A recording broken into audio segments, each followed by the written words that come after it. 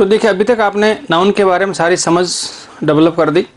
Noun क्या होता है, किस तरह से होता है, क्या क्या काम करता है, किस तरह से मालूम किया जा सकता है और सेंटेंस में कहाँ कहाँ हो सकता है। ठीक है, उसके बाद क्या बात करते हैं, देखिए अब बात करते हैं कि इसकी प्रोनाउन की बात करेंगे। अब देखिए प्रोनाउन क्या होता है।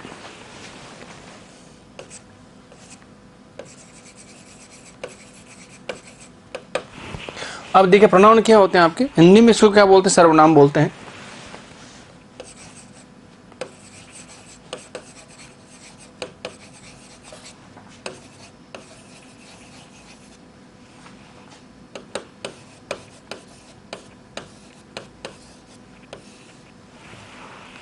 तो देखिए प्रोनाउन क्या होते हैं आपके, रिप्लेसिंग वर्ड्स होते हैं, स्थानापन्न शब्द होते हैं। किसकी जगह पे काम आएंगे, नाउन की जगह पर। तो नाउन को हटाकर काम में आने वाले शब्द क्या होते हैं आपके, प्रोनाउन होते हैं। तो क्या बोलते हैं इनको, रिप्लेसिंग वर्ड्स बोला जाता है, सर्वनाम बोलते हैं। अब देखिए इसकी परिभाषा क्या बनेगी, देखिए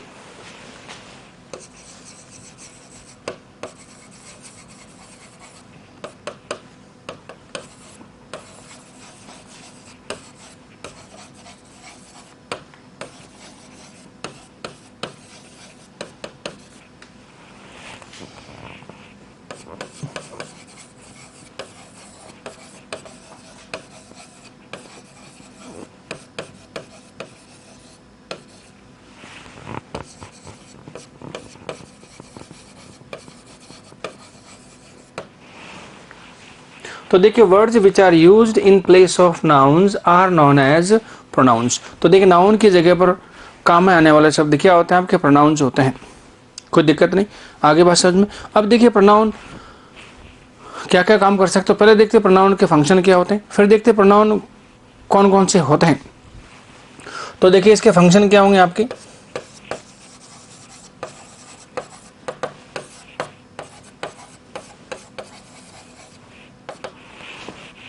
क्या देखिए प्रोनाउन के क्या होंगे आपके फंक्शन, क्या क्या हो सकते हैं, इसके क्या क्या काम हो सकते हैं। तो देखिए नाउन के फंक्शन क्या होते हैं आपके, सब्जेक्ट होता है, सब्जेक्ट कॉम्प्लीमेंट होता है, ऑब्जेक्ट होता है, ऑब्जेक्ट इनडायरेक्ट होता है, ऑब्जेक्ट डायरेक्ट होता है, और ऑब्जेक्ट वर्ब का होता है, ऑब्जेक्ट प्रीपोजिशन का होता है।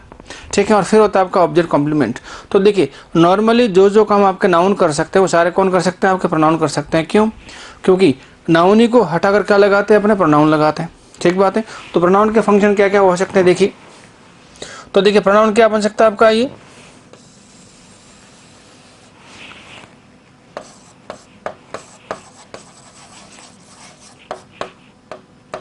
तो देखिए प्रोनाउन क्या बनेगा आपका, सब्जेक्ट बनेगा।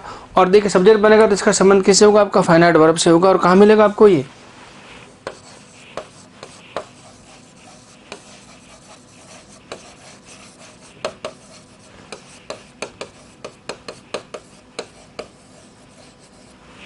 ये कहाँ मिलेगा आपको, बिफोर एंड आफ्टर कहाँ मिलेगा आपको, फाइनाइट वर्ब मिलेगा। किस रूप में, सब्जेक्ट के रूप में मिलेगा। तो दूसरा क्या होगा देखिए, और देखिए जो प्रोनाउन है वो नॉर्मली सब्जेक्ट कॉम्प्लीमेंट के रूप में कम यूज होता है।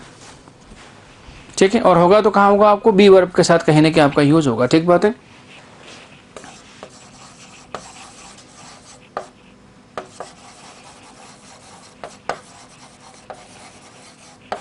क्या बनेगा देखिए, सब्जेक्ट कॉम्प्लीमेंट क्या होगा ये। अब देखिए सब्जेक्ट कॉम्प्लीमेंट का संबंध किससे होता है, आपका बी वर्ब से होता है। और कहाँ मिलेगा आपको ये, यहाँ तो मिलेगा आपको नॉर्मली बी वर्ब के बाद, यहाँ मिलेगा सब्जेक्ट के बाद। तो क्या होगा ये,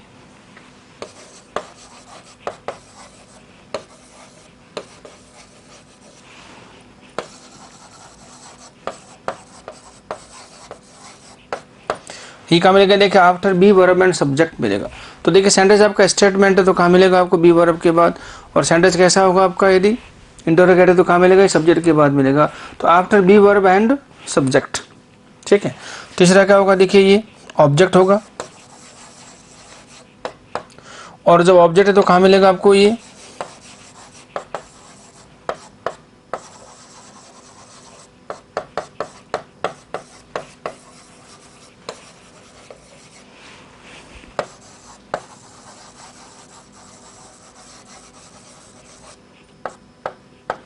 कहाँ मिलेगा आपको, आफ्टर ट्रांसिटिव वर्ब एंड कहाँ मिलेगा आपको, प्रीपोजिशन मिलेगा, प्रीपोजिशन के बाद मिलेगा। ठीक बात है। उसके बाद क्या देखिए, ऑब्जेक्ट कॉम्प्लीमेंट होता है। और देखिए ऑब्जेक्ट कॉम्प्लीमेंट नॉर्मली प्रोनाउन बनता नहीं, बनेगा तो कहाँ मिलेगा आपको ये,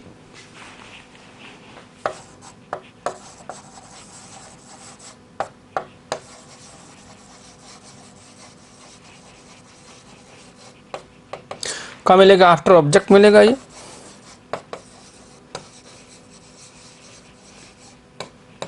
और देखिए वर्ब कैसी होगी आपकी? कॉम्प्लेक्स ट्रांसिटिव वर्ब होगी। तो देखिए ये सारे के सारे फंक्शन हो सकते हैं किसके? प्रोनाउन के। ठीक बात है। तो सब्जेक्ट बनेगा, सब्जेक्ट कॉम्प्लीमेंट होगा, ऑब्जेक्ट होगा और ऑब्जेक्ट कॉम्प्लीमेंट होगा। ठीक बात है। अब जरा देखिए, अब देखिए जो प्रोनाउन है वो पहले से फिक्स है कि कौन से होते हैं सब्जेक्ट, कौन से होते हैं ऑब्जेक्ट, कुछ को छोड़कर। तो देखिए क्या करते हैं, तो कौन कौन से होते हैं सब्जेक्ट आपके प्रोनाउन और कौन से होते हैं आपके ऑब्जेक्ट प्रोनाउन, ये पता करना पड़ेगा आपको। और इसका जिक्र मैंने पहले किया है, यदि आपको पता हो तो थोड़ा सा, जब मैंने आपको verb according to its voice बताया था उसमें। तो देखिए पहले से फिक्स है कौन से होते हैं प्रोनाउन, सब्जेक्ट कौन से होते हैं आपके ऑब्जेक्ट, उनको एक बार लिस्ट आउट करते हैं कि सब्जेक्ट प्रोनाउन कौन से होते हैं और ऑब्जेक्ट प्रोनाउंस कौन से होते हैं, फिर उनको सेंटेंस में यूज करने की बात करते हैं। ठीक बात है। तो देखिए क्या होगा इसमें।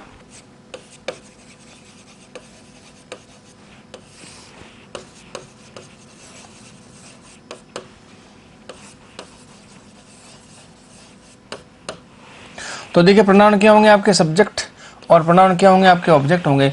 अब देखिए सब्जेक्ट प्रोनाउन कौन कौन से होते हैं, ऑब्जेक्ट प्रोनाउन कौन कौन से होते हैं, तो जो पहले से फिक्स है उनको एक बार डिस्कस कर लेते हैं यहाँ पे। ठीक है, हैव अ लुक।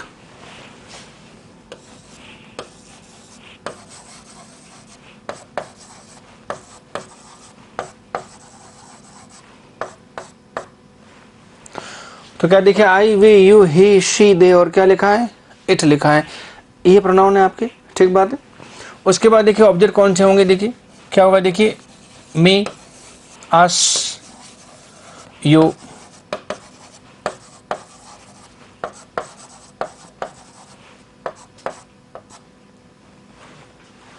तो देखिए मी, अस, यू, हिम, हर, देम, और क्या हो गया आपका? इट हो गया। सारे क्या होते हैं आपके? ऑब्जेक्ट होते हैं। अब देखिए मैं यदि आपसे पूछूं कि शब्दों के मीनिंग क्या है, तो देखिए शब्दों के मीनिंग आपको ठीक से पता होना चाहिए। तो बताओ आई का मतलब क्या होता है? तो देखिए जब कभी किसी स्टूडेंट से या किसी व्यक्ति से पूछोगे कि आई का मतलब क्या होता है, तो क्या बताएगा वो? मैं और मैंने बताएगा। बताता है कि नहीं बताते? आप भी बताओगे मेरे ख्याल से।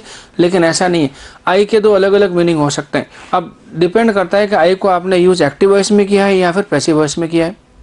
अब कैसे पता पड़ेगा कि आई एक्टिव है कि पैसिव है?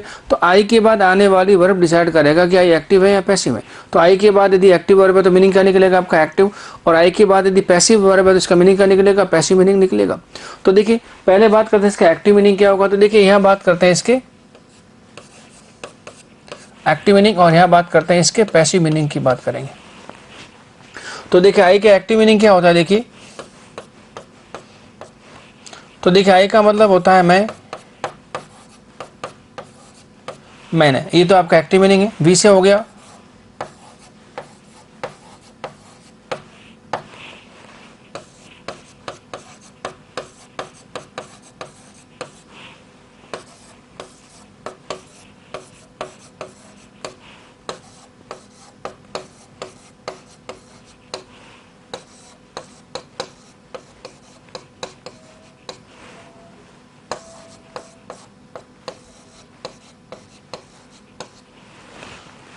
तो देखिए आई के एक्टिव मीनिंग क्या निकलेगी? देखिए मैं और मैंने, हम और हमने, आप और आपने, वह उसने, वह उसने, वे और उन्होंने, और क्या लिखा? ये है और इसने। ये इन सब के आपके एक्टिव मीनिंग है। और पैसिव मीनिंग की बात करेंगे तो ये भी देखना पड़ेगा। तो पैसिव मीनिंग क्या होगा? देखिए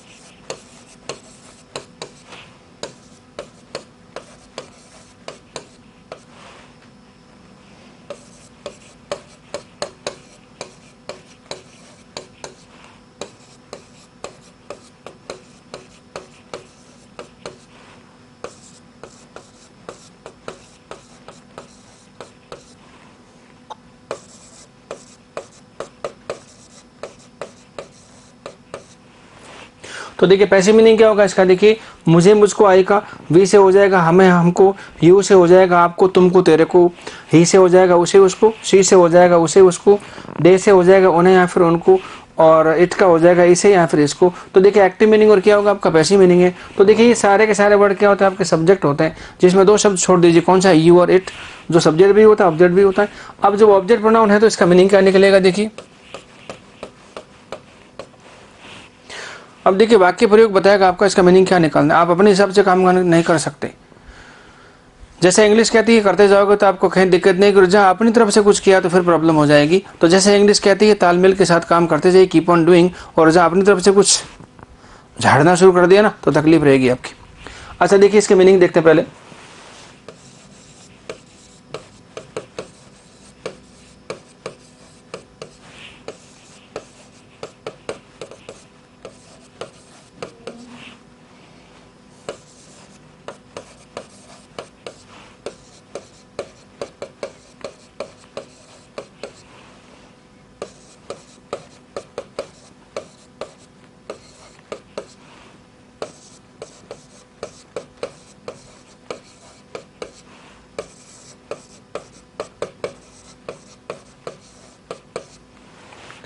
तो क्या बनेगा, देखिए ये इनके ऑब्जेक्ट मीनिंग हो गए, ठीक बात है। तो देखिए सब्जेक्ट जो वर्ड है आपके दो तरह से काम कर सकते हैं, एक्टिवली एंड पैसिवली।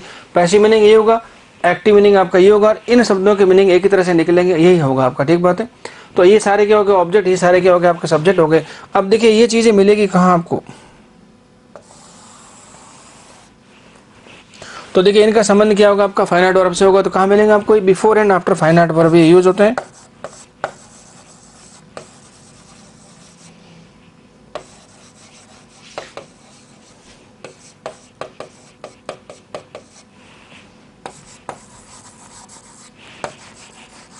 एक बात, ठीक बात है। दूसरा क्या होगा, ये किसका आंसर होंगे, ये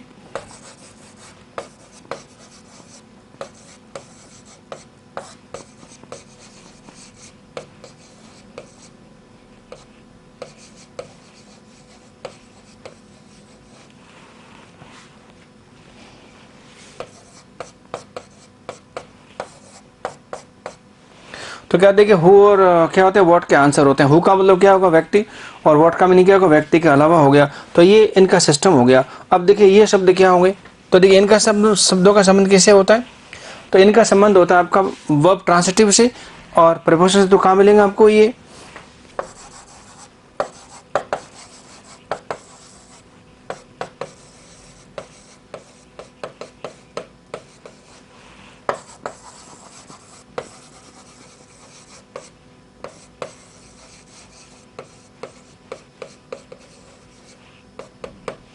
कहाँ मिलेगा आपको, देखिए after transitive verb and preposition आपको ये मिलेंगे। यहाँ तक कोई दिक्कत नहीं। तो इनका यूजेस क्या पहले से फिक्स है, आप इनको अपने हिसाब से काम नहीं कर सकते, जैसे ही कहते हैं करते जाओ। तो देखिए इनका संबंध किसे हो गया आपका, फाइनाइट वर्ब से हो गया। और कहाँ मिलेंगे आपको, फाइनाइट वर्ब के पहले या फिर बाद में मिलेंगे, और हु और व्हाट का जवाब होते हैं। और ये किसका आंसर होंगे जरा देखिए,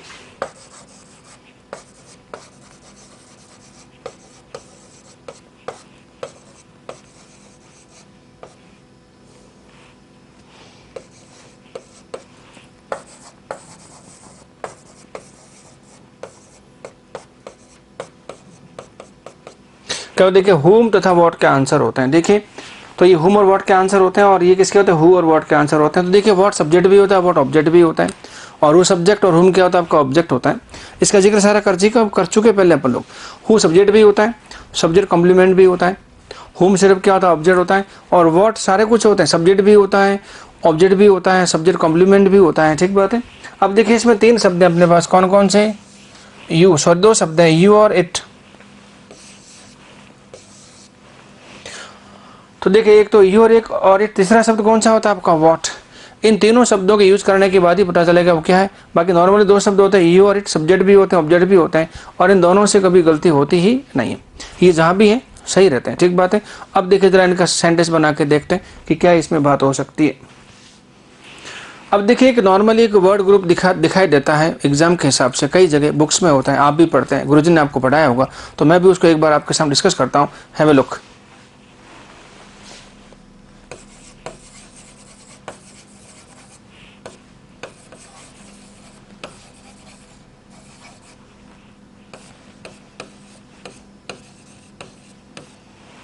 अब देखिए बिटवीन यू एंड आई या मी दोनों में से क्या लगाना पड़ेगा, तो देखिए क्या लगाने का मन करेगा, तो बिटवीन यू एंड आई या बिटवीन यू एंड मी। अब देखिए आप में से कुछ बोलेंगे यू एंड मी और कुछ बोलेंगे आप यू एंड आई। अब क्यों बोल रहे हैं पता होना चाहिए आपको, ठीक बात है। तो यहाँ पे आएगा सिर्फ एक ही शब्द, दो तो आ ही नहीं सकते। अच्छा मुझे बताओ बिटवीन क्या है,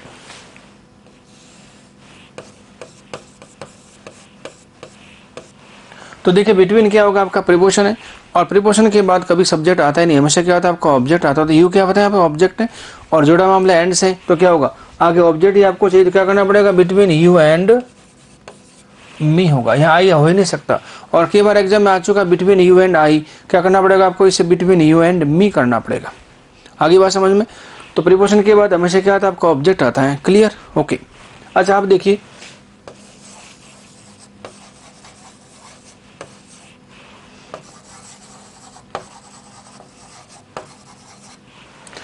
अब मुझे बताओ यू एंड आई सही है या फिर यू एंड मी सही है, आपका रिएक्शन क्या होगा। तो देखिए आपका रिएक्शन सही का भी हो सकता है, गलत का भी हो सकता है, तो मैं आपको बता देता हूं अभी। तो देखिए यू एंड आई, पहले क्या होगा, देखिए मैं इसे कहता हूं राइट है, ठीक बात है, और फिर मैं इसे कहता हूं कि रॉन्ग है। तो देखिए यू एंड आई जो वर्ड ग्रुप है ये राइट भी है रॉन्ग भी है। इसी तरह से आपका यू एंड मी ये कैसा है, देखिए राइट है और कैसा है ये रॉन्ग, दोनों ही है। अब आप कहेंगे साहब एक ही चीज राइट और रॉन्ग कैसे हो सकती है, तो डिपेंड करता है कि इसकी पोजीशन क्या है। तो देखिए यू से कभी दिक्कत हो ही नहीं सकती, यू तो हमेशा एक जैसा रहेगा, चाहे सब्जेक्ट हो चाहे ऑब्जेक्ट हो, ठीक बात है। अब जो यू एंड आई है, यदि आप इनको सब्जेक्ट के रूप में यूज करेंगे तो क्या होगा आपका, ये सब्जेक्ट के रूप में क्या होगा, ये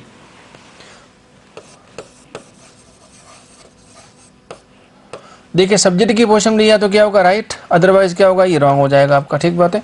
इसी तरह से इनको दिया आपने ऑब्जेक्ट की पोजीशन में दिया तो क्या होगा ये राइट हो जाएगा, और दिया तो क्या होगा ये रॉन्ग हो जाएगा आपका, ठीक बात है। ठीक है, कैसे जरा देखिए, तो मैं वाक्य लिख रहा हूं, देखिए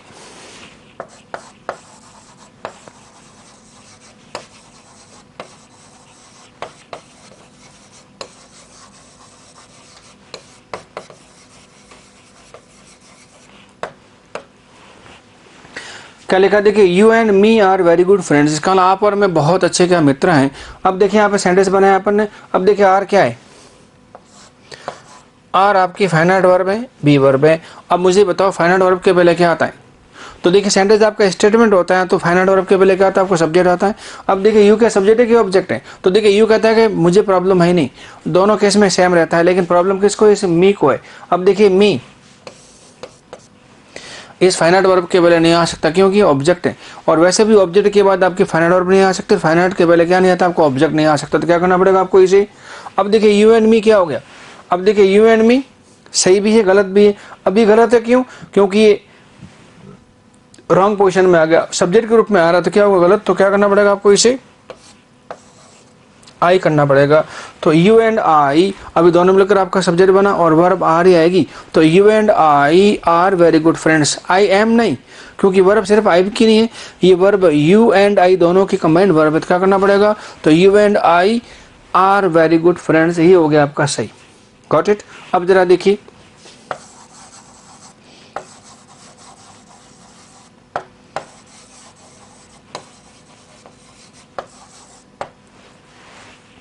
अब क्या लिखा, देखिए she likes you and I, इसका मतलब वह पसंद करती है आपको और मेरे को। अब जरा देखिए क्या लिखा है, अब देखिए लाइक्स क्या है, वर्ब है, और वर्ब के बाद क्या आता है आपका ऑब्जेक्ट आता है। देखिए यू ऑब्जेक्ट है और आई क्या होगा आपका सब्जेक्ट हो गया, तो संभव नहीं है। तो देखिए यू एंड आई सही है गलत, तो देखिए यू एंड आई यदि सब्जेक्ट के रूप में तब तो क्या है सही है, अदरवाइज क्या है ये रॉन्ग है। इस तरह से यू एंड मी ऑब्जेक्ट के रूप में क्या आपका सही है, अदरवाइज क्या ही रॉन्ग है, तो क्या करना पड़ेगा आपको यहाँ पे इसे मी करना पड़ेगा। तो शी लाइक्स यू एंड मी, कोई दिक्कत नहीं, आगे बात समझ में। तो यू एंड आई और यू एंड मी सही भी है और गलत भी है, तो यू को लेकर कभी दिक्कत नहीं होती क्योंकि यू दोनों तरह से काम कर सकता है। ठीक है, एक सेंटेंस और लिखिए जरा,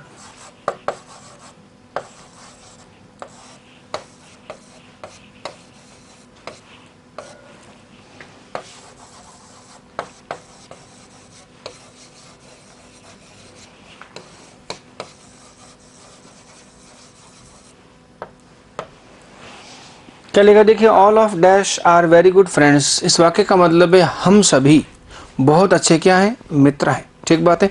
अब इसमें दिक्कत क्या है, आपको फिलअप करना है। अब देखिए दो शब्द हैं आपके पास, एक तो वी जो कैसा है सब्जेक्ट है और अस क्या आपका ऑब्जेक्ट है, ठीक है, अब जरा देखिए इसमें से एक वर्ड आप लगा के देखते हैं, तो देखिए जो आप लगाना चाहते हैं लगा सकते हैं, फिर इसको डिस्कस कर लेते हैं। क्या होगा देखिए, वी लगाते हैं तो क्या होगा देखिए, ध्यान से देखिए, तो देखिए वी लगाने से क्या हुआ, वी लगाने से आर तो क्या हो गया आपका, राजी हो गया। तो देखिए आर क्या आपका फाइनाइट वर्ब है, और फाइनाइट वर्ब के पहले क्या आता है आपका सब्जेक्ट आता है। तो देखिए वी आर वेरी गुड, ये ठीक तो हो गया, लेकिन प्रॉब्लम है कि ऑल ऑफ का क्या हुआ। तो देखिए वी फाइनाइट वर्ब के पहले तो आ सकता है, लेकिन प्रीपोजिशन के बाद नहीं आ सकता, क्योंकि प्रीपोजिशन के बाद हमेशा आपका ऑब्जेक्ट आता है, और यहाँ पे क्या लिखा हुआ आपका, सब्जेक्ट लिखा हुआ है। इसका मतलब ये भी आने का चांस क्या हो गया आपका, खत्म हो गया। पहली बात ये तो क्या हो गया आपका, रॉन्ग हो गया। अब क्या बचा अपने पास, अस। अब जब अस लगाया तो क्या हो, देखिए प्रीपोजिशन के बाद अस तो आ सकता है, लेकिन प्रॉब्लम है कि फाइनाइट वर्ब के पहले अस नहीं आ सकता, तो दिक्कत हो गई। तो वी लगाते दिक्कत है, अस लगाते तो दिक्कत है, तो प्रॉब्लम क्या होगी जरा देखिए। तो इसको थोड़ा समझना पड़ेगा आपको इस तरह से। अब बताओ सब्जेक्ट बनने के लिए कितने शब्दों की आपको आवश्यकता पड़ती है। तो देखिए सब्जेक्ट बनने के लिए एक ही शब्द का होना जरूरी नहीं होता है, और खास बात देखिए प्रीपोजिशन कभी भी ऑब्जेक्ट के बगैर यूज नहीं हो सकता। तो देखिए प्रीपोजिशन तो अपना ऑब्जेक्ट लेगा ही लेगा, ठीक बात है। अब आर को देनी है आपको, सब्जेक्ट देना है। अब सब्जेक्ट कितने शब्दों में, तो सब्जेक्ट कितने भी वर्ड मिलकर बन सकते हैं, कोई दिक्कत ही नहीं है। तो यहाँ पे क्या होगा जरा पूरा सब्जेक्ट क्या बनेगा देखिए, तो ऑल ऑफ अस आर। तो देखिए ऑल ऑफ अस पूरा क्या हो गया आपका, सब्जेक्ट हो गया। तो देखिए आर का सब्जेक्ट क्या हो गया, ऑल ऑफ अस, और ऑफ के बाद क्या लिखा, प्रीपोजिशन, इसकी कोई दिक्कत नहीं है। तो ये इसका संबंध इस आर से है नहीं, इसका संबंध किससे आपका, प्रीपोजिशन से है। तो ऑल ऑफ अस पूरा आपका सब्जेक्ट हो गया, और इस तरह से आपका वाक्य क्या हो गया, आपका कंप्लीट हो गया। तो all of us are very good friends. तो इस तरह से आपको शब्दों की यूज करना होता है। तो देखिए यूज करना होता है, सब्जेक्ट लगा देते हैं, ऑब्जेक्ट लगाना होता है, ऑब्जेक्ट लगा देते हैं सब्जेक्ट। तो ये थोड़ी उधेड़बुन है, गलती हो जाती है। और थोड़ा सा ध्यान देते हो, प्रेजेंस ऑफ माइंड रखते हो, तो गलती होने के चांस नहीं है। और ये बहुत बड़ी बात है नहीं है, ये सारी की सारी फाउंडेशन आपकी, ये बैकबोन है इंग्लिश की, जो आपके आने वाली अंग्रेजी के लिए क्या करेगा, ये आधार बनेगी आपकी, ये नींव है असल में। और नींव मजबूत हुई तो उसके बाद आप बिल्डिंग कितनी बड़ी बना सकते हैं।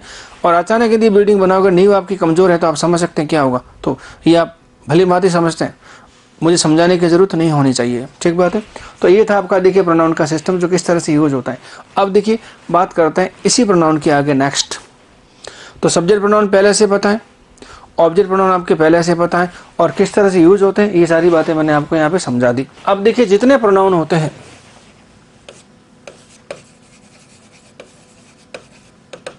तो देखिए जितने प्रोनाउन है उनके अपने क्या होते हैं पता है, उनके अपने होते हैं